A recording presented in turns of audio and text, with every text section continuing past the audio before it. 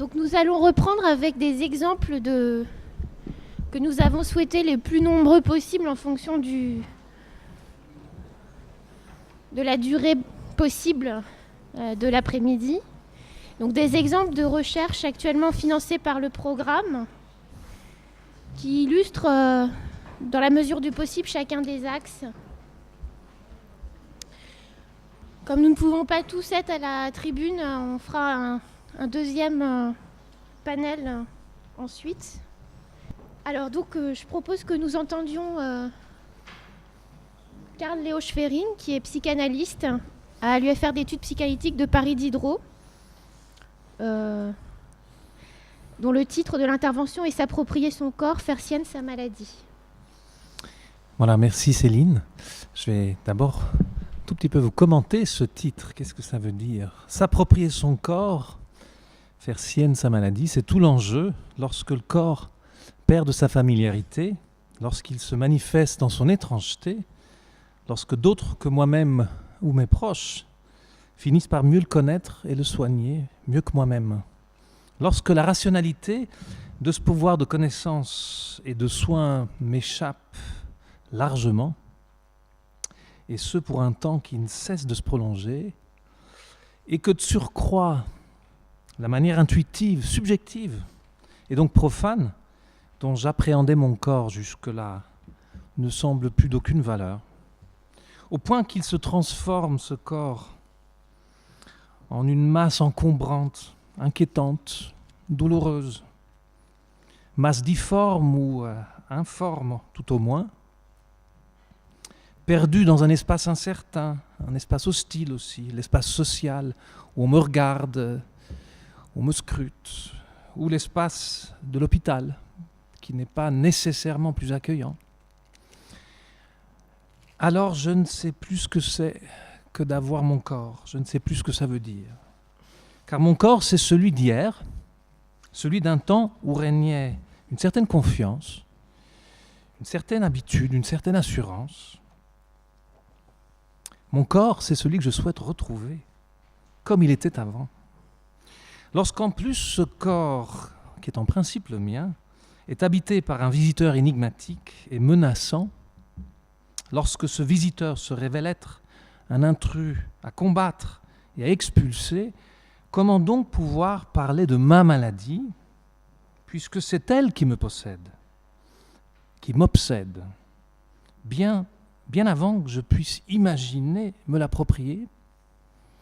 Voilà décrite en quelques lignes la traversée, l'odyssée subjective même qui attend tout patient confronté à une maladie grave, ou moins grave aussi d'ailleurs.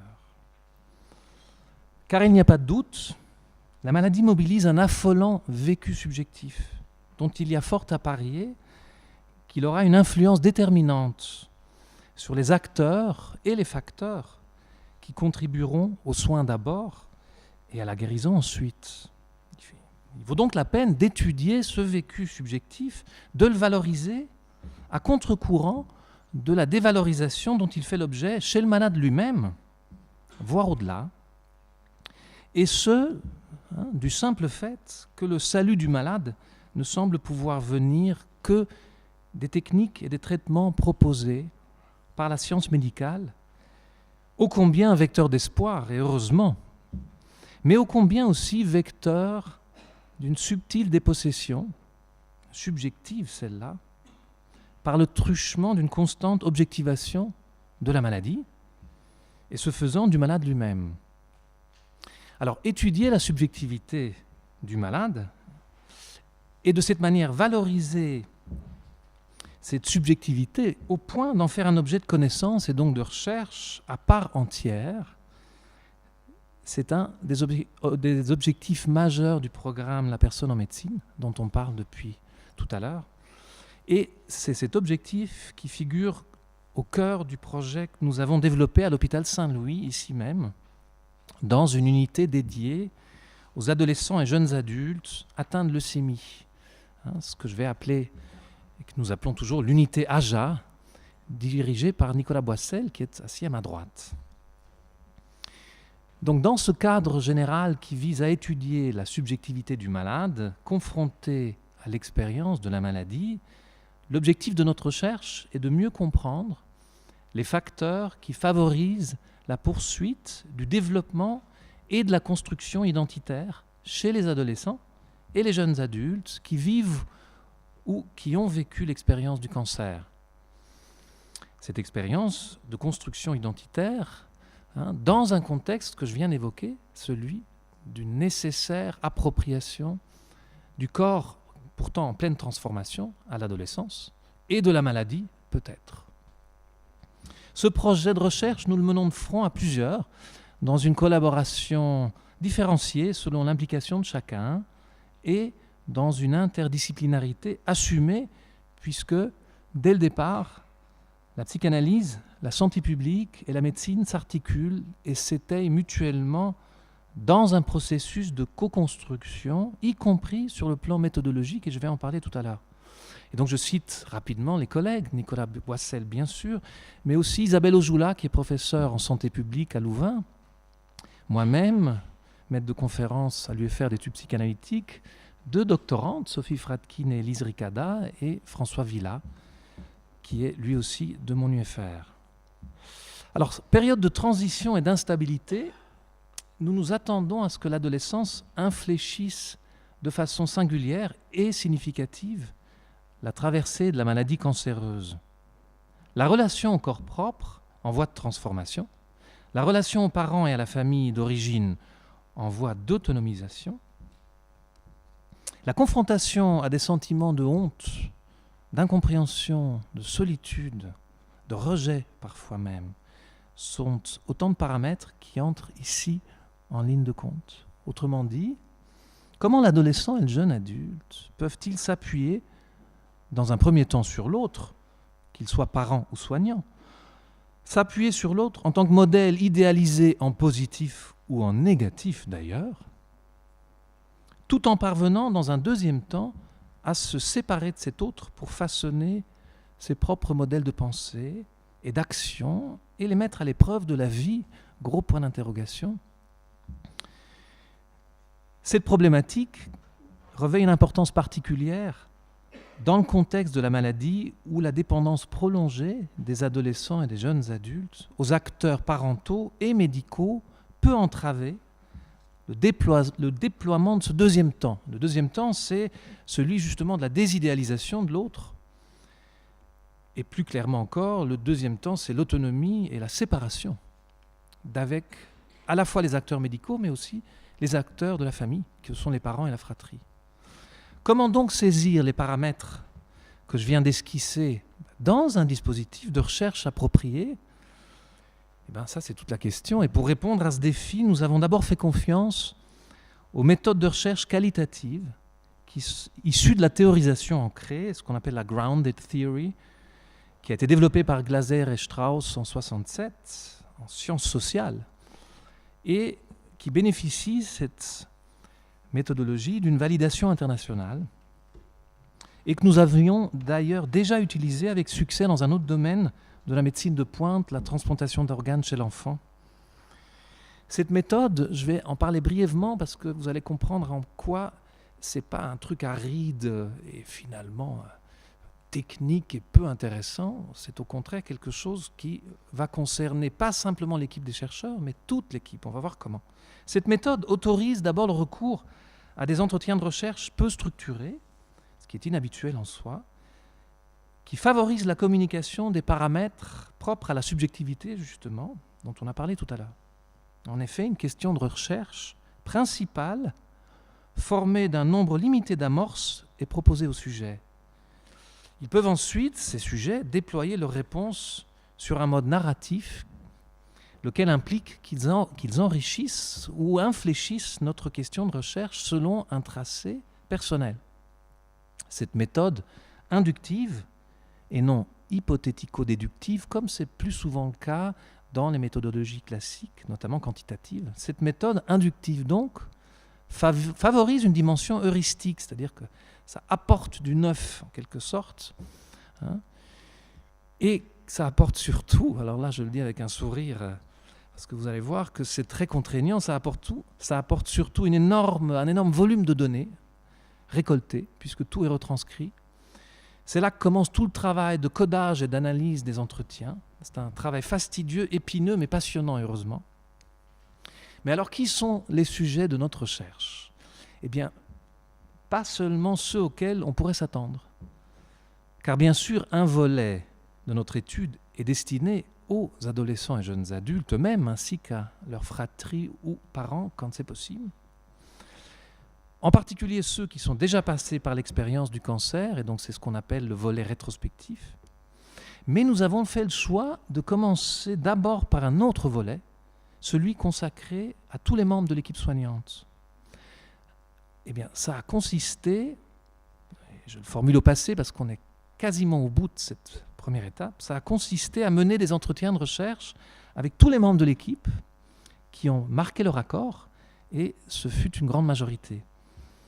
Commencer par ce volet répondait à un autre principe méthodologique, celui de construire un processus participatif de recherche-action qui vise à impliquer activement les membres de l'équipe de soins, à la fois comme acteurs de l'analyse et de l'élaboration des résultats. Les entretiens individuels avaient ici pour objectif l'étude des représentations des soignants quant aux besoins d'accompagnement psychosocial des jeunes et quant à leur rôle en tant que membre d'une équipe multidisciplinaire dans la perspective de prévenir ou d'accompagner les difficultés psychosociales et les phénomènes de non-adhésion thérapeutique. Donc ça, c'était la question de recherche avec les amorces qui sont à l'intérieur de ce que je viens de vous dire. Alors une fois la phase de codage et d'analyse terminée, nous avons ensuite procédé à plusieurs restitutions collectives en grands et en petits groupes, grands et petits groupes constitués donc de membres de l'équipe soignante. Et ça permettait, ces restitutions aux professionnels de l'équipe, à la fois de s'approprier les données que nous avions recueillies et analysées, ce qui n'est pas courant dans une démarche de recherche classique, mais en plus, ça nous servait aussi, et donc d'une paire de coups, et c'est important, de contribuer ainsi, de les faire contribuer au processus de validation de ces données, puisqu'elles ne sont jamais aussi bien validées, les données, que lorsque, puisqu'on parle de leur vécu subjectif, ces données sont authentifiées par les commentaires, les réactions et les échanges qui ont lieu à propos des catégories que nous avions dégagées. Je vous propose un minuscule aperçu de nos résultats, vraiment minuscule, puisque c'est exactement 6 lignes, en guise de conclusion. Nous constatons qu'à côté ou au-delà du soin technique indispensable, la relation soignant-patient se teinte progressivement d'intersubjectivité, et cette intersubjectivité modifie les lignes de l'asymétrie qui définit d'ordinaire la relation soignant-patient.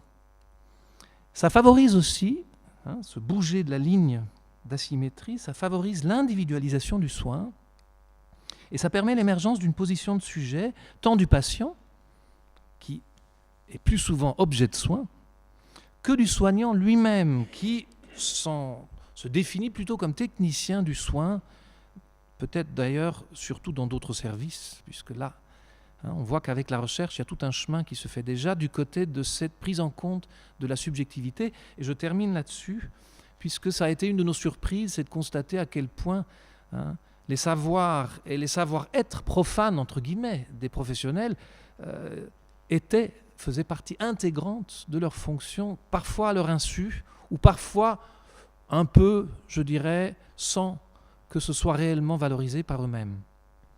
Voilà, ce n'est que le début, bien sûr. La recherche sera encore longue et passionnante, tant pour les chercheurs, je l'espère en tout cas, que pour les membres de l'équipe. Et on a quand même le sentiment que c'est le cas. Je vous remercie.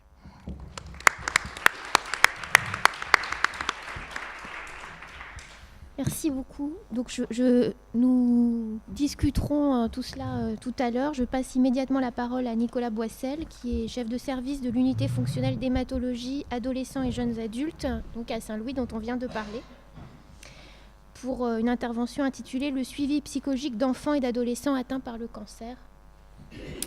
Oui, merci beaucoup de cette introduction. Je vais un peu prendre le point miroir de ce que Carl-Leo Schwering vient de vous dire, avec un abord plus juste de clinicien. Rappelez qu'en France, c'est 1900 adolescents et jeunes adultes par an qui sont diagnostiqués d'un cancer chaque année, et que 80% d'entre eux maintenant vont être guéris de ce cancer. Donc les progrès dans cette population-là suivent ceux qui sont observés dans la population pédiatrique. Cette population, elle est à la frontière entre deux mondes, le monde pédiatrique et le monde de la médecine adulte. Et la prise en charge de ces patients nécessite des besoins assez spécifiques et malheureusement couverts de façon hétérogène. Hétérogène sur le plan des décisions thérapeutiques, mais également sur le plan de la prise en charge globale, des soins de support et de l'accompagnement psychosocial. Sur le plan thérapeutique d'abord, et je serai court sur ce point qui dépasse la thématique du jour, on peut dire que dans certaines pathologies, comme par exemple la leucémie aiguë ou certaines formes de cancer comme les sarcomes, plusieurs études qui ont été menées dans les 10 dernières années ont montré que des différences d'attitude purement thérapeutiques entre oncologie pédiatrique et adulte entraînaient des disparités en termes de taux de guérison, et souvent à la faveur des protocoles pédiatriques. Ces observations, à elles seules, justifierait probablement d'une réflexion transversale entre le monde adulte et le monde pédiatrique sur la prise en charge des patientes. Toutefois, ces disparités de prise en charge ne s'arrêtent pas à les différences de dose d'intensité entre schémas protocolaires et de chimiothérapie, évidemment. Et cette population de patients, vous le savez, est intrinsèquement vulnérable à une période de la vie où beaucoup de modifications surviennent. Ce sont des transformations du corps, des transformations psychiques, les évolutions de relations avec les proches, une place qui devient assez privilégiée des pairs, les premières relations amoureuses, une prise progressive d'indépendance à la fois intellectuelle, affective, sociale et financière. Le diagnostic du cancer et les traitements viennent immanquablement perturber cette dynamique. Et c'est à un âge, par exemple, où on le sait, il va y avoir un retard particulier au diagnostic du cancer, avec des raisons qui sont multiples. Le déni des signes par le patient et son entourage, la superposition de ces signes à des symptômes plus physiologiques qui sont liés à l'adolescence, la crainte d'en parler à l'entourage, la peur de la différence. L'annonce de la maladie et des traitements fait effraction bien évidente dans un projet de vie qui est souvent assez dense. Et la violence des informations qui sont délivrées, l'annonce des effets secondaires, des possibles séquelles, y compris la perspective d'une stérilité induite par les traitements, vont venir se confronter au sentiment d'invulnérabilité qui est assez caractéristique à cette classe d'âge. Ce sont souvent les effets secondaires d'ailleurs et transformations physiques qui vont faire rentrer le patient dans la maladie. Et ça, c'est peut-être pas une particularité de l'adolescence. Le regard des pairs à ce moment bien précis va occuper une place importante dans le vécu du cancer. On sait également que l'adhésion au traitement est moins bonne à cet âge que chez les enfants ou chez les personnes plus âgées. Ce défaut de compliance qui peut mettre parfois le pronostic vital en jeu peut être la conséquence d'une prise de risque qui témoigne entre autres de l'incapacité de s'approprier la maladie, mais peut être aussi il peut être aussi le premier espace dans lequel le patient va finalement faire un choix, celui de prendre ou ne pas prendre son traitement, en s'opposant éventuellement à les décisions de l'autre, du médecin. Les lieux d'hospitalisation sont décrits par les adolescents comme inappropriés, éloignés de leurs préoccupations. Ils se sentent en décalage avec les populations nettement plus jeunes dans les services pédiatriques, ne trouvent pas leur compte dans les activités qui y sont proposées. Ils trouvent les services d'adultes tristes, se plaignent du manque d'intimité et même du décalage avec les patients plus âgés. Ils souhaitent des occupations adaptées à leur âge et avoir la possibilité de se retrouver entre eux dans des lieux dédiés. Depuis un peu plus d'une dizaine d'années en France, la nécessité d'un parcours de soins adapté aux adolescents et aux jeunes adultes atteints de cancer s'est imposée d'abord sous la dynamique ou sous l'impulsion d'associations de patients comme Jeunes Solidarité Cancer ou la Ligue contre le cancer qui a soutenu la mise en place de projets dédiés. Puis le plan Cancer 2 qui a tracé les contours d'une spécificité tout à la fois médicale et psychosociale de la prise en charge des adolescents. Dans ce cadre, en 2012, l'INCa et la DGOS ont soutenu l'émergence de structures dédiées à la prise en charge des adolescents et des jeunes adultes atteints de cancer. et selon les contraintes locales sur l'ensemble du territoire. Ces structures ont tantôt été organisées en unités géographiques, comme c'est le cas ici, ou tantôt en unités transversales, prenant alors la forme d'équipes pluridisciplinaires à l'interface entre les services de médecine adulte et de médecine pédiatrique. À l'échelle nationale, l'ensemble de ces professionnels se sont fédérés au sein d'une association, le groupe d'oncologie hématologie adolescents et jeunes adultes, qui permet le partage d'expériences de l'ensemble des intervenants de cette nouvelle filière de soins. Si je reviens sur ce qui s'est passé à Saint-Louis, c'est en juin 2010 que l'unité adolescents jeunes adultes s'est ouverte et qu'elle a accueilli ses premiers patients.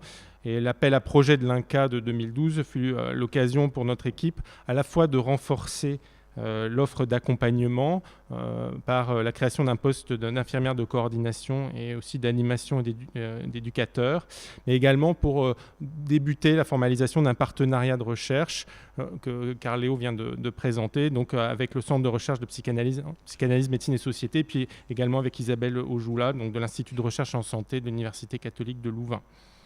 Et donc, comme vous l'a dit très bien Carléo, le premier travail collaboratif, c'était extrêmement intéressant pour l'équipe, n'était pas centré sur le patient lui-même, mais sur l'équipe de soins. L'objet donc de la recherche menée par les étudiantes en thèse Sophie Fratkin et Élise Ricada était, comme vous l'a dit Carléo, l'étude des représentations des différents acteurs de l'équipe de soins impliqués au sein de l'équipe, avec une méthodologie d'action-recherche sur laquelle je vais revenir, mais qui a été extrêmement positive pour l'ensemble de l'équipe. Donc, il y a eu une quarantaine d'entretiens qui ont été restitués individuellement, puis, comme l'a dit Carléo, des restitutions en petits groupes. Et il y a plusieurs thématiques qui ont émergé. Je vais en citer quelques-unes. Par exemple, la représentation de la violence de l'annonce diagnostique et du retentissement de la maladie et des traitements, avec étonnamment un référencement continu des soignants à leur propre adolescence. Ou la représentation sexuée du corps malade qui semble moins prégnante chez les soignants qui sont impliqués auprès d'enfants ou d'adultes plus âgés. Ou une thématique aussi extrêmement spécifique, je pense, à cette classe d'âge, qui est la juste distance soignant-soigné, qui pose un problème alors que nous accueillons des équipes qui sont, notamment des équipes infirmières d'aides-soignants qui sont extrêmement jeunes. Un des points marquants de cette étude, et comme l'a dit Carléo, l'identification des pratiques ou de comportements non référencés par les soignants eux-mêmes et comme faisant partie du soin, avec comme objectif l'accompagnement psychologique du patient ou l'aménagement de pratiques qui permettent de faire face aux difficultés posées. Les groupes de restitution, dont le point de départ était la parole qui avait été échangée de façon anonyme en entretien individuel, sont actuellement toujours organisés dans le service avec les équipes de jour et aussi avec les équipes de nuit. C'est important, il se passe des choses dans les services la nuit, mais notamment avec les adolescents. Les témoignages sont enrichis, les expériences et les difficultés parfois perçues comme des problématiques individuelles sont évidemment partagées et la recherche se poursuit du point de vue des chercheurs et des soignants eux-mêmes. Cette recherche est évidemment très motivante et structurante et permet un accompagnement des soignants sur la thématique, on l'a dit tout à l'heure, du prendre soin en complément du faire du soin et indéniablement améliorer ces dernières années la qualité de la prise en charge des patients dans l'unité. Parallèlement à cette action recherche, nous développons, c'est un deuxième point qui est important à mon sens, des projets connexes à la recherche clinique et à la recherche en sciences humaines et sociales. Dans le champ du cancer, un des domaines qui se prête probablement le plus à cette double approche est celui du retentissement au long cours de la maladie et de ses traitements. L'étude des complications susceptibles de survenir à distance des traitements, à la fois en termes de séquelles physiques et de retentissement psychosocial, doit sans doute faire l'objet de programmes joints. Dans ce secteur, c'est les oncologues pédiatres, comme dans beaucoup de secteurs d'ailleurs, qui nous ont montré la voie. Le programme, par exemple, Léa, qui est mené actuellement par Pascal Oquet et Gérard Michel, assure le suivi au long terme de plus de 2000 patients en France traités pour des leucémies aiguës dans l'enfance. Cette étude à large échelle a notamment permis une meilleure connaissance des complications métaboliques, osseuses, oculaires, survenues à distance des traitements et de leurs facteurs de risque. Mais parallèlement à ces études du champ somatique, des évaluations du retentissement psychique et de la réinsertion professionnelle, des relations avec les systèmes de soins sont également menées afin d'ajuster au mieux les besoins d'accompagnement aux différentes étapes de la maladie, de son traitement et de son suivi. Dans notre unité, en partenariat avec François Villa et Nathalie Dédain, qui est en charge du programme de greffe dans l'unité, nous avons mis en place des projets d'évaluation de la prise en charge de l'hypofertilité chez les patients traités à l'adolescence pour leucémie aiguë. Le versant féminin de cette étude s'intitule « Fonction ovarienne, grossesse et devenir sexuel après traitement d'une leucémie ou allogreffe de moelle ». Sur le plan somatique, cette étude observationnelle prévoit une observation et une évaluation des fonctions ovariennes par des dosages hormonaux, des échographies ovariennes spécialisées. Une partie de ces patientes est sollicitée en vue d'entretiens menés par Élise, qui aborde la question de la sexualité, de la féminité, de l'image du corps et du désir de grossesse. Là encore, l'objectif est à la fois de mieux connaître les déterminants de l'hypofertilité post-thérapeutique et d'accompagner au mieux les patients qui font face à ces séquelles et s'efforcent de poursuivre leur projet de vie. Ces programmes témoignent à la fois de l'importance de la collaboration entre médecine somatique et recherche en sciences humaines et notre capacité à mettre en place, à la façon d'une recherche translationnelle en forme de double passerelle entre la recherche cognitive et les services cliniques. Ces travaux nous aident à appréhender la complexité de la prise en charge de ces jeunes patients, mieux les accompagner, je l'ai dit, mais également anticiper la forme que pourrait prendre un programme national de structuration des soins aux adolescents et aux jeunes adultes, ainsi qu'il les suggérait dans le nouveau plan cancer. Je vous remercie. Merci. Merci infiniment à tous les deux. Je mentionnerai juste que il y a aussi une autre recherche qui est cofinancée par la personne en médecine, c'est celle de Corinne Alberti, également sur les questions de transition de jeunes malades atteints de maladies chroniques. Voilà, pour nous, c'est continuum, ces durées qui s'enchevêtrent entre l'âge pédiatrique, l'adolescence et puis la notion de séquelles et d'anticipation des séquelles et de long cours. Cette notion de la maladie qui dure, vraiment, c'est un centre important d'intérêt dans le programme. Alors, nous allons écouter Elton Sepúlveda du service de chirurgie hépatobiliaire de l'hôpital Beaujon, qui est donc chirurgien, et Valérie Gâteau, qui est philosophe, qui mène la recherche dont j'ai parlé tout à l'heure, sur la recherche et la création d'un espace d'information, d'accompagnement et de recherche pour les patients greffés et leur entourage. Je leur ouvre le PowerPoint.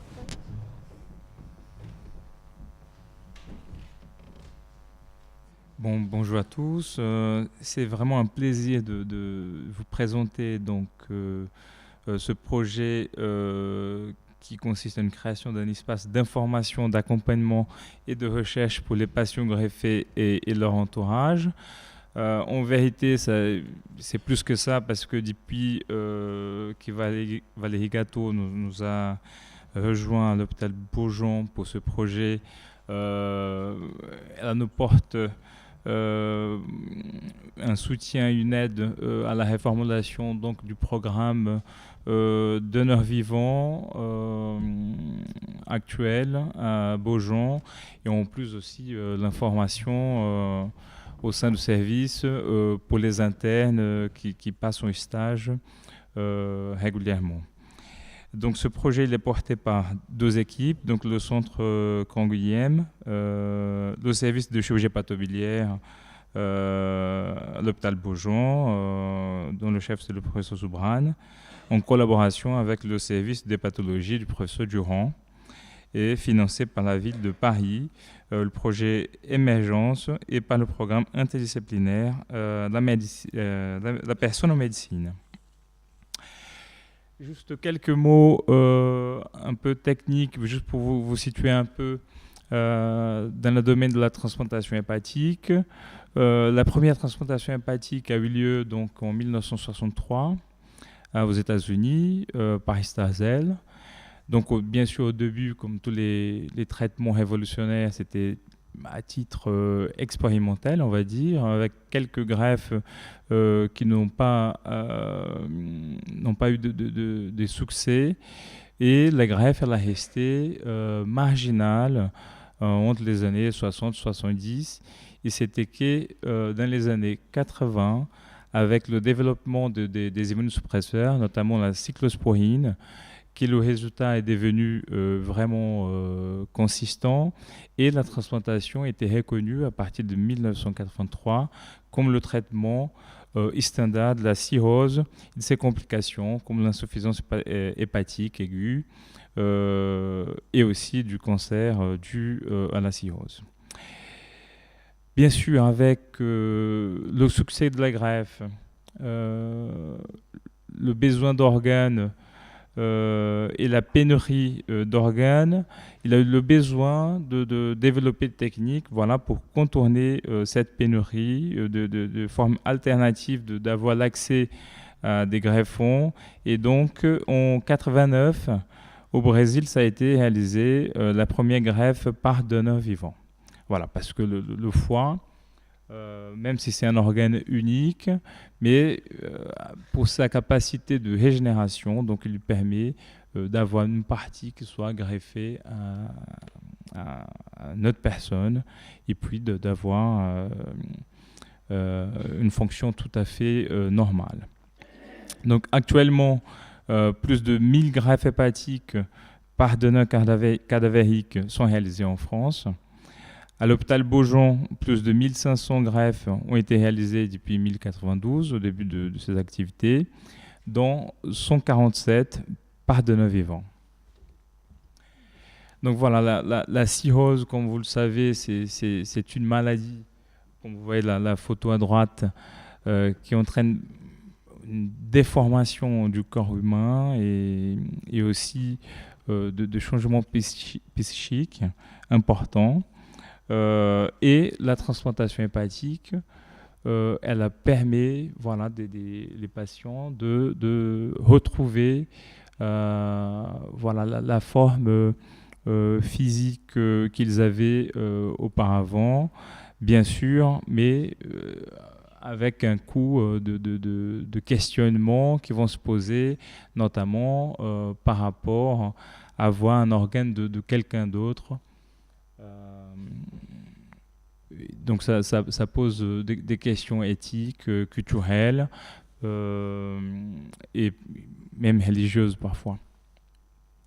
Donc la technique de transplantation, même si elle est universelle, elle est à peu près standardisée, c'est une intervention chirurgicale qui est bien codée partout dans le monde, mais justement pour ces questions éthiques et culturelles, elle a des raisons différentes par rapport aux régions du monde. Par exemple, en Orient, en Asie, le don cadavérique, il est presque inexistant. Au Japon, ça se fait très très peu, c'est presque zéro. Et c'est plutôt le donneur cadavérique, le donneur vivant qui prend place dans l'activité de transplantation hépatique. Donc voilà, je vais passer la parole à Valérie Gâteau. Donc c'est sur ces questions éthiques, culturelles, philosophiques qu'on a centré donc ce programme de recherche qui vise d'abord à répondre aux besoins des patients. Ce sont des patients, donc on se situe dans l'axe 1 de la présentation de tout à l'heure, vivre avec la maladie chronique, puisqu'on a affaire à des patients atteints de maladies hépatiques qui sont des maladies chroniques, lourdes, qui nécessitent des hospitalisations répétées, qui modifient, vous avez vu aussi les images, la vie de tous les jours de façon importante. Et donc ces patients ont besoin et sont en demande d'un accompagnement, d'informations sur un certain nombre de domaines, pas uniquement médical, mais aussi sur leur vie professionnelle, sociale, familiale et la façon dont ils peuvent vivre avec cette maladie.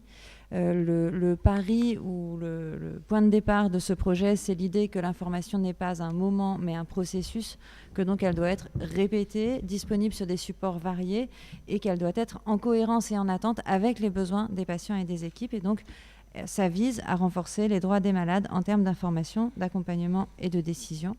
Et pour ça, nous avons élaboré 3 axes de recherche. D'abord, donc, l'installation de cet espace d'information et de recherche à l'hôpital, donc dans le service de chirurgie et d'hépatologie. Donc, je suis à l'hôpital actuellement, au plus près donc, des patients et de leurs proches, mais aussi des équipes. Un espace dédié qui permet d'offrir un accueil et qui permet en même temps de co-élaborer ces supports d'information, puisque ça se fait sur la base d'une recherche participative. Et donc cette recherche, elle est faite par entretien, elle est du même type méthodologique que celle qui vient de vous être présentée, adressée aussi bien aux patients, à leur entourage qu'aux équipes, sur les enjeux individuels, sociaux, éthiques de la greffe hépatique. Donc ça, c'est le premier axe de la recherche qui est un axe appliqué. Le deuxième axe de la recherche vise à questionner les conceptions du don et du consentement qui sont portées par les receveurs et les proches de donneurs décédés, donc la place des familles dans le don post-mortem. Là, il s'agit de questionner les fondements éthiques de la participation des familles dans le processus de don. Donc on vise à mieux comprendre la place des proches dans la décision et à mieux connaître les positions des familles, puisque vous savez que quand une personne est décédée, même si elle-même a pris position de son vivant, il est dans les usages, quel que soit le mode de consentement, de demander le témoignage de la famille sur la position de la personne de son vivant avant de prélever ses organes. Or, la famille et sa position est un lieu relativement impensé de la réflexion. Donc cet axe-là est mené en collaboration avec l'Institute for Health and Social Policy de l'Université McGill qui mène la recherche avec nous. Et enfin, le troisième axe là est en lien avec l'axe 3 présenté ce matin aussi, puisqu'il vise à mettre en place dans le service un programme interdisciplinaire d'éducation thérapeutique à destination des patients et de leurs proches, donc en vue d'améliorer le quotidien des personnes, et en même temps à proposer une formation aux professionnels, à l'éthique et à l'accompagnement dans les services. Donc c'est ce qu'on évoquait tout à l'heure, c'est l'idée d'accompagner les praticiens, mais aussi les externes et les internes, de maintenir la formation à l'hôpital, dans les services, sur ces questions éthiques. Et enfin, ça s'accompagne d'un volet de comparaison qui a été évoqué ce matin, des expériences pédagogiques, en interrogeant la façon dont les valeurs se transmettent. Est-ce qu'elles se transmettent dans les pratiques? Est-ce qu'elles se transmettent différemment quand elles sont enseignées à l'université ou à l'hôpital? Et là, le projet est mené en collaboration avec le département de bioéthique de l'Université de Montréal. Je vous remercie. Merci Elton et Valérie. Alors, on va permuter.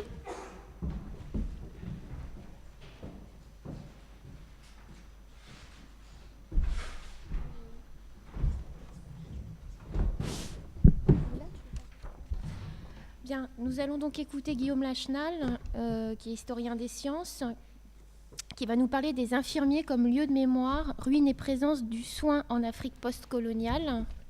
Voilà. Non, mais il ne s'agit pas de faire trop attention au titre. Je voudrais avoir un propos juste un peu plus large pour parler de ce projet. L'idée, c'est d'avoir une conversation au sein du programme La personne en médecine qui fasse le détour par les situations postcoloniales, que ce soit celle de l'Afrique ou des Outre-mer français aujourd'hui. Des situations qui sont marquées par la rareté des ressources, la contrainte sur les ressources, comme le dit l'euphémisme de la coopération internationale, et par un héritage d'une racialisation de la médecine, d'un héritage de violence aussi dans les institutions médicales et en dehors. Et c'est donc faire ce détour par les situations coloniales pour aussi participer aux conversations du programme La personne en médecine dans ces différents axes. Alors pour parler de ça, je vais parler d'une recherche spécifique, une recherche qui est en partie achevée et qui est le point de départ en fait de cette réflexion dans le cadre de La personne en médecine, en commençant tout de suite pour expliquer d'où vient cette réflexion, en commençant dans un autre musée des horreurs, pas celui de l'hôpital Saint-Louis, mais celui de l'iconographie de la médecine coloniale, qui a été particulièrement prolifique sur ce sujet.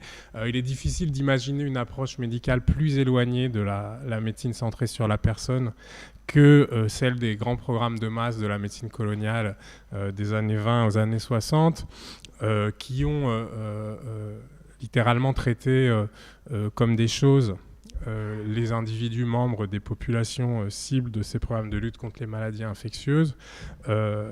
Je n'insiste pas sur les dimensions objectivantes, racialisantes, parfois même érotisantes de cette iconographie de la médecine coloniale. Ici, c'est des images de la lutte contre la maladie du sommeil dans l'est du Cameroun, dans la région d'Ayos, dont je vais parler tout l'exposé. Donc là, ici, la personne, l'individu, évidemment effacé dans une médecine dont l'objet est la population. Et puis en plus, sur disons, le rapport médecin-patient est ici là, surdéterminé par une relation coloniale et une relation raciale. Et donc, non seulement la médecine a traité ainsi les Africains comme des choses, mais je le dis pas d'une manière, je le dis pas comme un jugement bien sûr, mais elle a aussi jugé très important de mettre en scène ce traitement comme des choses dans cette iconographie qui avait une fonction de propagande. Là ici encore une image du camp d'Ayos où c'est tous les malades internés parce qu'ils avaient la maladie du sommeil qui étaient internés dans cette hypnoserie d'Ayos. Voilà, donc mon propos n'est pas du tout de tourner en rond dans cette critique un peu rétrospective de la médecine coloniale et de son iconographie, ce qui a été beaucoup fait par des théoriciens de la critique postcoloniale, mais essayer de trouver en fait des tentatives pour sortir de ce commentaire sur la médecine coloniale. Et je vais vous présenter une recherche collective qui a été qu'on a conduit récemment justement dans l'est du Cameroun et dans la région d'Ayos. Où on s'est intéressé à ce qui reste en fait de cette histoire de la médecine coloniale et de la lutte contre la maladie du sommeil.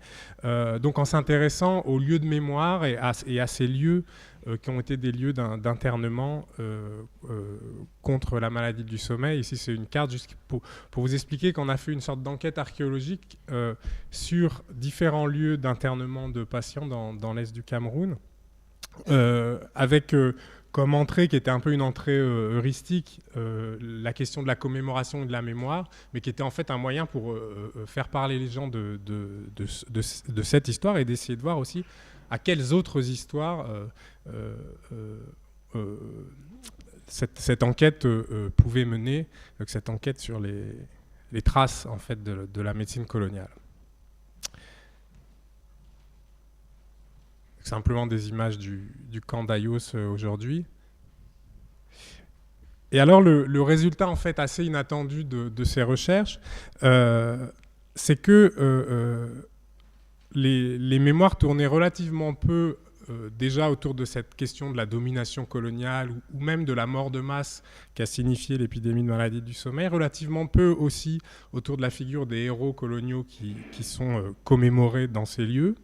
Mais par contre, les mémoires tournaient énormément autour d'une génération et même de plusieurs générations d'infirmiers qui étaient en fait la grande figure à la fois complètement absente de la propagande coloniale et omniprésente en pratique puisqu'il s'agissait des petites mains de ces grands programmes de médecine de masse et qui sont donc les infirmiers des services de santé coloniaux qui sont devenus les infirmiers des hôpitaux du Cameroun et de l'Afrique indépendante.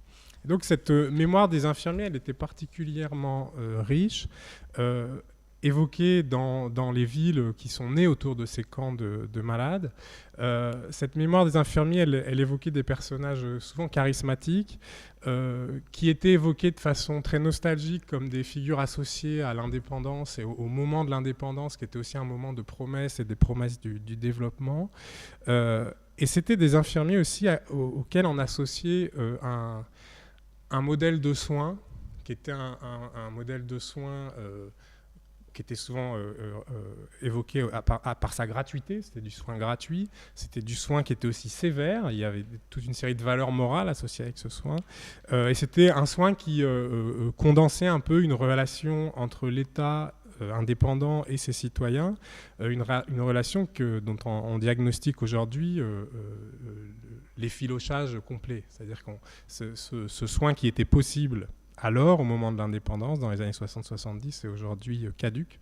Et donc, c'est un modèle de soins qui est évoqué de façon nostalgique, mais qui est aussi évoqué comme une ressource critique par rapport au présent. Et donc, c'est notamment cette photo qui m'a beaucoup intéressé et qui est un peu justement le point de départ de la réflexion maintenant qu'on souhaite ouvrir dans le cadre du programme La Personne en médecine. C'est dans les archives familiales de Luc Samba, l'infirmier qui est en photo, et qui donc dans les années 50 ou 60 s'est déplacé dans un studio à plus de 50 km de l'hôpital où il travaille, avec une personne qui est vraisemblablement un patient ou qui pose comme un patient, et lui qui est venu avec sa blouse d'infirmier et qui prend cette pose qui est une sorte d'exact opposé en fait des photos où lui-même est un personnage, des photos de la propagande coloniale et de la lutte contre la maladie du sommeil, dont lui-même en tant qu'infirmier est un personnage. Et donc c'est le hiatus entre ces deux iconographies, cette iconographie intime et puis cette iconographie officielle, qui est un peu le point de départ de la réflexion qu'on souhaite avoir. Simplement plusieurs propositions qui sont des propositions au minimum de séminaires collectifs, essayer d'avoir une approche un peu comparative de cette idée d'une archéologie des lieux de relégation biopolitique, c'est-à-dire des lieux, disons la maladie chronique dans le contexte de l'Afrique du XXe siècle. La maladie chronique, ça a souvent signifié, dans le cas de la lèpre ou de la maladie du sommeil, ça a souvent signifié la relégation, donc l'inscription dans un espace, et dans un espace où on était assigné à vie. Et donc le travail qu'en fait Ayos, c'est de travailler sur les lieux des anciennes léproseries où les lépreux et les enfants de lépreux sont restés et sont pour certains même devenus infirmiers. Réfléchir à la relation de soins dans des situations de pluralisme linguistique, pas seulement en Afrique, et donc mettre l'accent sur les questions d'intermédiation et d'interprétariat dans la relation de soins.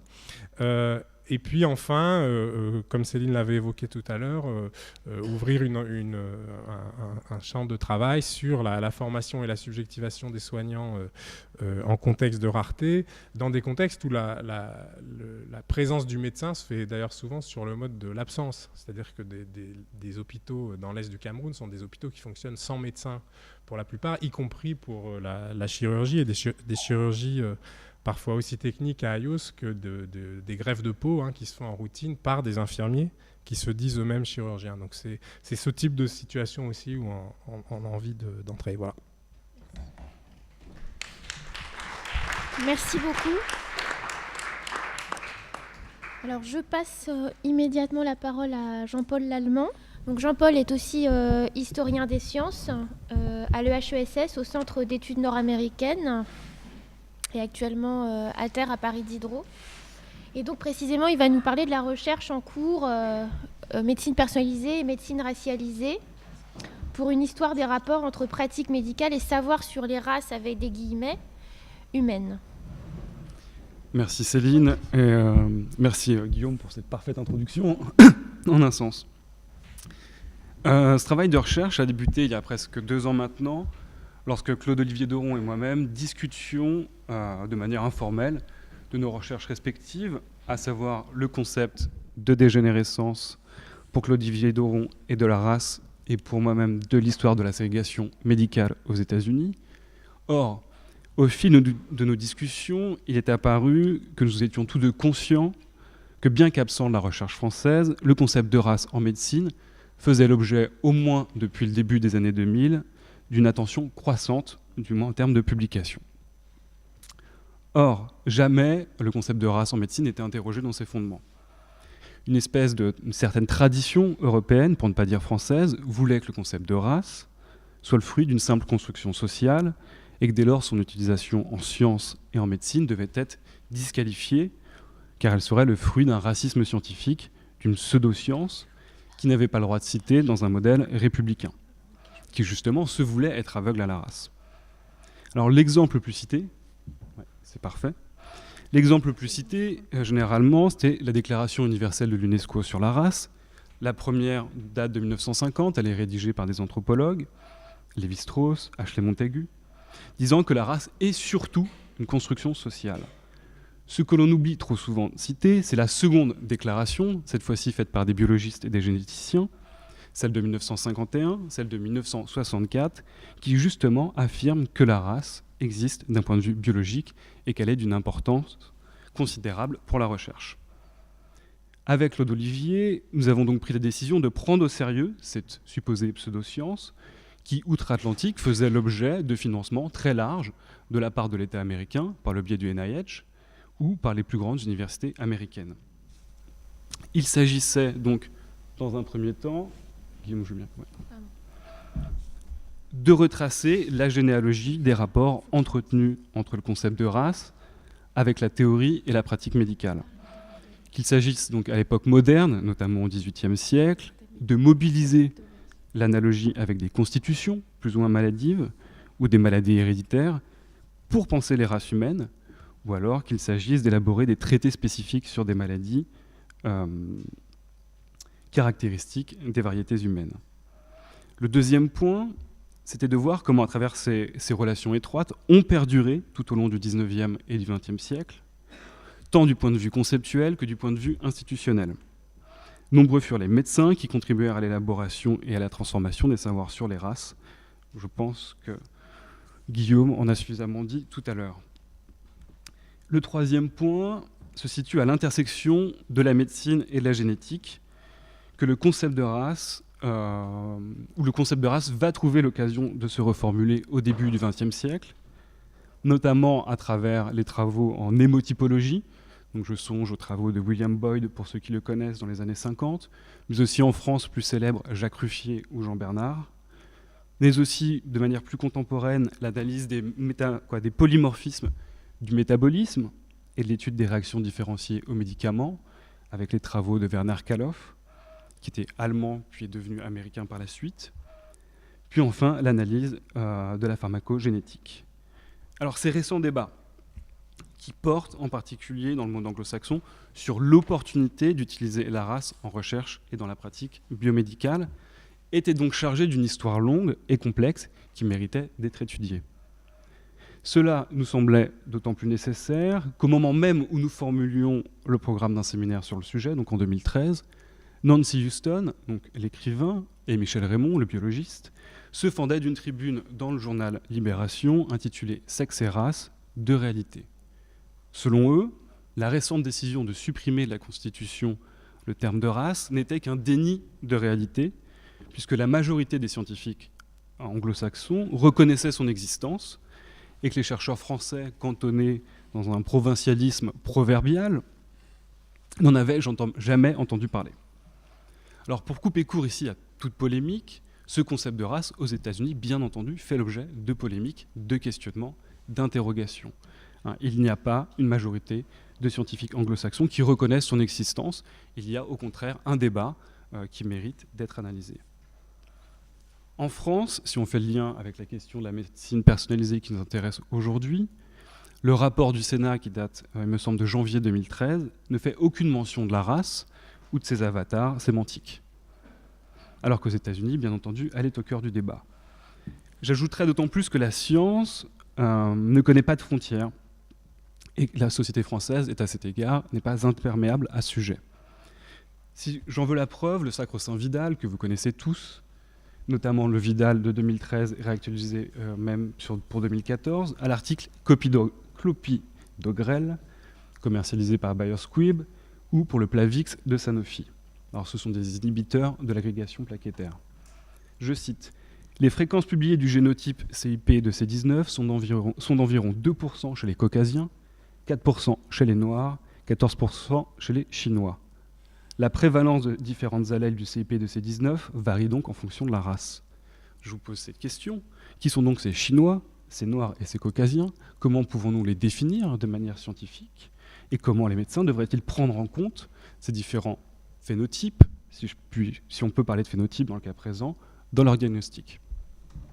Alors le cas du Plavix ou du Clopidogrel n'est absolument pas isolé, et c'est plutôt dans une certaine mesure représentatif d'une tendance actuelle en pharmacogénomique, notamment aux États-Unis, où en l'absence d'une médecine personnalisée véritable, au coût considérable, on met en place une médecine des populations à risque, souvent reconfigurée sous la forme d'une pharmaco-ethnicité, ou en termes plus simples, d'une médecine dite racialisée. Le cas le plus célèbre, vous en avez probablement entendu parler, il s'agit du Baidil, qui a été commercialisé aux États-Unis en 2004, et dont l'autorisation de mise sur le marché par la FDA portait uniquement sur la population afro-américaine. Pas la population noire, mais bien la population afro-américaine. Je pense que la distinction est ici importante.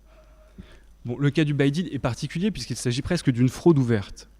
Cependant, d'autres laboratoires pharmaceutiques et des chercheurs leur ont emboîté le pas, ont investi le sujet, et on ne compte plus aujourd'hui le nombre de molécules dont les indications posologiques reposent sur des facteurs raciaux. En France, pour les praticiens, je pourrais citer le cas du warfarine ou du coumaphène. En bon historien et philosophe, nous avons donc décidé, nous sommes donc partis de ce constat pour élaborer un projet de recherche en 3 points. D'une part, il s'agit d'élaborer une généalogie des principaux corps et techniques utilisés par la médecine personnalisée, et en particulier de la pharmacogénomique, la pharmacogénétique, de l'épidémiologie et de la génomique médicale, pour construire le sujet de race en médecine. En gros, comment sont construites racialement ces populations dans les études. Le deuxième point, il s'agit de revenir plus précisément sur l'histoire du concept de polymorphisme, toujours présent dans ces études, dans la mesure où la médecine personnalisée se veut être un savoir justement ajusté au polymorphisme génétique. Enfin, et c'est le dernier point, peut-être plus général, il s'agit de prolonger une réflexion sur les rapports étroits entre médecine et production des savoirs et des pratiques sur la race et la diversité humaine à travers l'histoire. Alors, très rapidement, il ne s'agit pas de participer ici à un débat, d'élaborer la véracité du concept de race. Ce n'est pas du tout notre travail. Au contraire, il s'agit plutôt de voir, d'étudier comment 2 approches, la première purement constructiviste, qui veut que la race serait le fruit d'une construction sociale, issue des structures de la domination, vous connaissez le discours sur le sujet, et de l'autre côté, les défenseurs d'une méthode purement scientifique du concept, qui reposerait sur les analyses génétiques, et notamment sur les analyses à composantes principales. Concrètement, les 2 approches sont liées, et je n'ai pas le temps ici, mais il faudrait le développer. Tout ça est dû plus ou moins à une réforme du NIH, donc du National Institute of Health aux États-Unis en 1993, qui se voulait être une méthode d'ajustement de politique publique face à la problème de santé des Afro-Américains, entre autres. Et il s'agit d'inclure un volet ethno-racial à toute demande de financement auprès du NIH, et qui s'est traduit très rapidement, c'est-à-dire dès le début des années 2000, par l'élaboration de demandes de brevets racialisées et par quasiment une demande systématique de financement d'études ethno-racialisées. Alors ces points, on les a abordés dans un séminaire il y a de ça 2 ans, donc l'année dernière, Race et médecine, que nous allons poursuivre l'année prochaine et en 2017, autour de ce qu'on a appelé « Penser la diversité humaine », où il s'agira essentiellement de revenir sur l'histoire du concept de polymorphisme et sur l'histoire des rapports entre race et médecine. Et enfin, une journée d'études est prévue pour mai-juin 2016, dont vous voyez le titre, personnaliser ou racialiser la médecine. Pour conclure, je vous dirais, pour vous donner un peu, pour que vous puissiez mesurer l'importance de ces travaux sur la médecine, qu'il y a aujourd'hui 700 brevets qui sont à peu près déposés aux États-Unis de demandes pour des molécules racialisées. En Europe, il y a de ça quelques années, l'Office européen des brevets médicamenteux a reçu une demande pour un traitement de l'hépatite C uniquement pour les populations asiatiques. En 2004, Myriad Genetics a voulu modifier un brevet existant sur une variation du BRCA2, responsable de la prévalence du cancer du sein, pour qu'il soit utilisé spécifiquement pour diagnostiquer la prédisposition au cancer du sein chez les femmes juives ashkénazes. Autant donc de questions qui permettent aujourd'hui d'interroger la place de la personne en médecine et notamment de la question raciale. Merci. Merci Jean-Paul.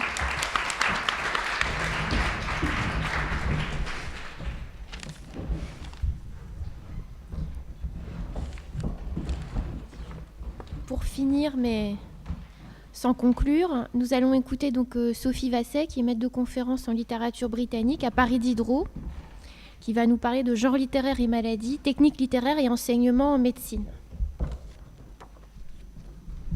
Merci beaucoup et merci de penser à l'enseignement en fait dans le cadre de ce programme et de penser l'interdisciplinarité au sein même de l'enseignement. Il est rare que la recherche et l'enseignement se pensent ensemble, donc merci beaucoup. Donc je vais vous présenter un parcours, vous voyez les petits pieds, qui est un enseignement qui en est à sa phase bêta. J'ai déjà enseigné la littérature pour des étudiants en médecine, mais dans un autre cadre. Et ici, je suis en train de repenser cet enseignement de littérature à partir des genres littéraires.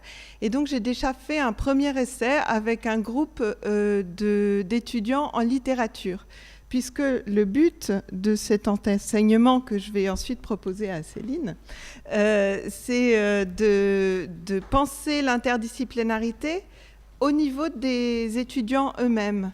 On se retrouve très souvent dans les enseignements interdisciplinaires dans un modèle top-down, où en fait c'est l'enseignant qui a l'interdisciplinarité et les étudiants en médecine eux-mêmes doivent l'apprendre par l'enseignant. Et ici, l'idée, c'est de mélanger aussi des disciplines très diverses, puisque moi, j'enseigne la littérature dans les études anglophones, un département d'études anglophones.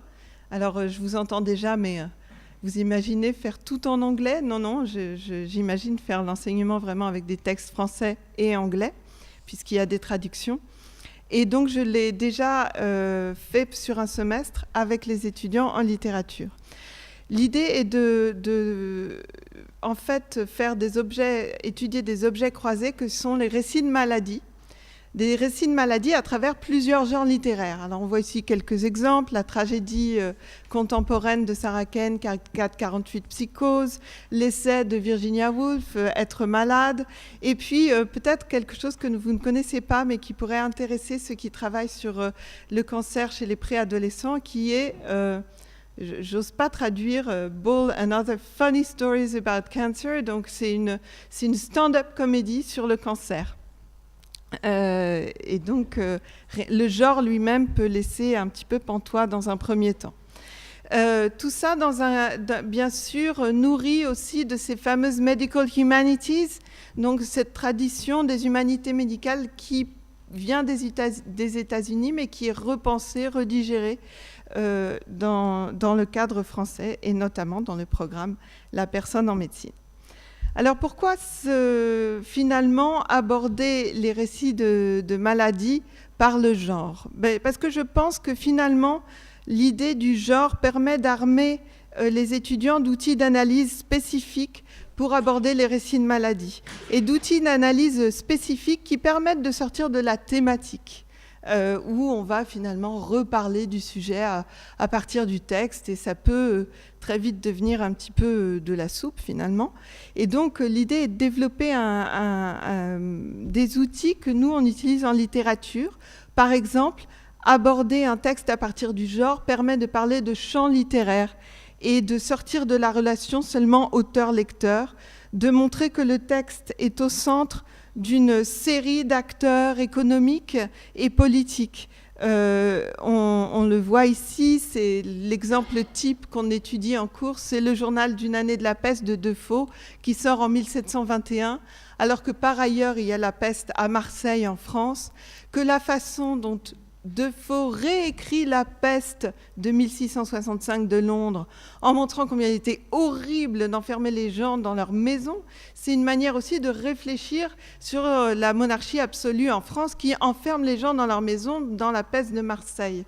Donc ça met bien sûr tout ce contexte politique en jeu, mais en abordant ce texte, on voit aussi que les éditeurs, des acteurs économiques du champ littéraire, font aussi du byproduct, des produits dérivés.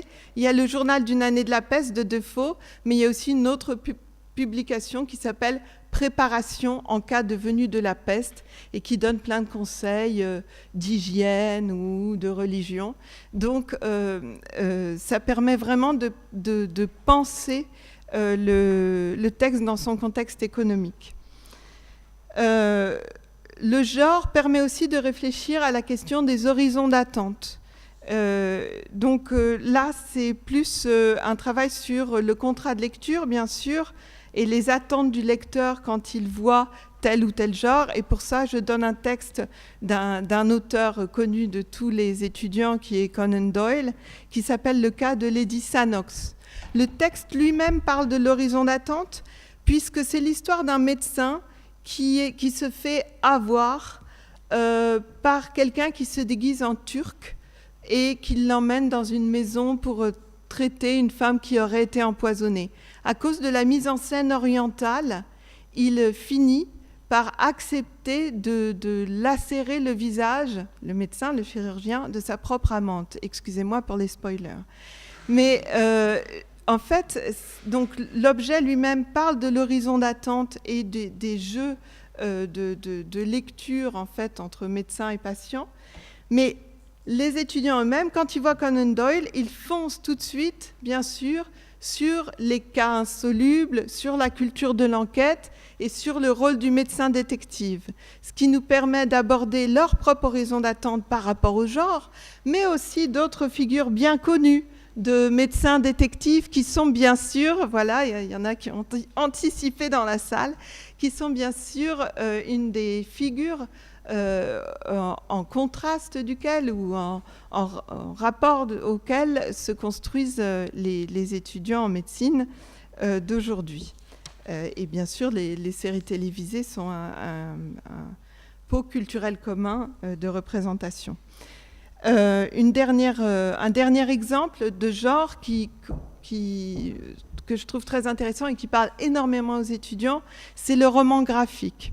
Le roman graphique notamment qui s'appelle 7 Miles a Second et qui a été écrit par David Wojnarowicz est très parlant pour pouvoir parler du lien entre esthétique et politique et pour remettre un récit de maladie dans le contexte d'un mouvement politique qui a été celui de David Wojnarowicz, qui était écrivain, performeur, graphiste dans les années 80 à New York et qui a fait partie des mouvements activistes qui demandaient l'accès aux essais thérapeutiques pour les malades du sida.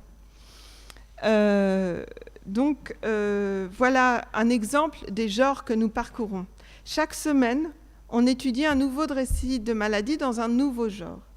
Et alors, donc ça c'est le roman graphique encore. Et alors, je voulais conclure sur ma surprise, ma propre surprise dans cet essai un peu de bêta de l'enseignement, qui est que je propose un exercice pratique qui sera donc proposé aussi aux étudiants en médecine, qui est que chaque semaine, eux-mêmes doivent réécrire un récit de maladie dans le genre qui a été étudié cette semaine-là. Et donc, on commence tous la première semaine avec un récit de maladie très banal. Enfin, la maladie n'est pas banale, mais le récit lui-même est très neutre. Et puis, on le décline, enfin, il le décline chaque semaine. Et je me suis retrouvée, alors avec des copies qu'aujourd'hui, je n'ai pas fini de corriger, mais des copies très intéressantes qui sont finalement des récits de patients, puisque mes étudiants en littérature, soit c'est des anciens patients, soit ils ont dans leur entourage très proche des gens qui ont vécu des maladies très graves. Et il était évident que leur objet, vu les détails qui étaient dans les récits, c'était des récits de patients ou d'entourage de patients. Et ce qui finalement s'est passé pour l'instant, c'est qu'il y a eu une subjectivation aussi dans les études de littérature des étudiants en littérature. Je m'explique. Nous, en littérature, on ne sait plus si on aime les textes qu'on étudie.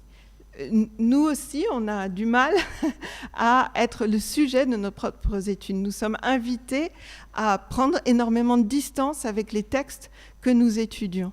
Et il y a eu un phénomène de réappropriation par l'écriture créative des étudiants en littérature des pratiques littéraires. Donc déjà, je suis contente et j'espère que l'échange pourra se poursuivre avec les étudiants en médecine. Voilà, merci.